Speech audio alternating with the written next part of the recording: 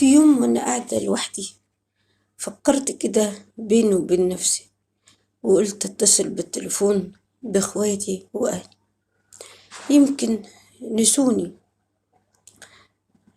ده التعب بيجيني لوحدي ومفيش حد بيواسيني. قلت اقول يمكن هما نسيوا الرقم التليفون وسابوني كده.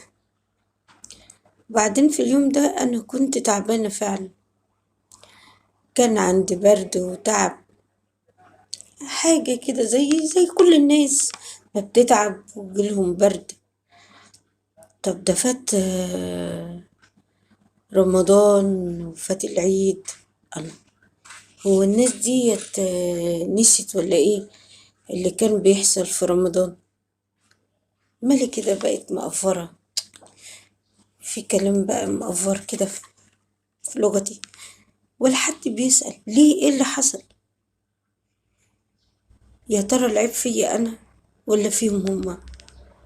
حد يقول لي يا جماعة، العيب فيا انا ولا فيهم هما؟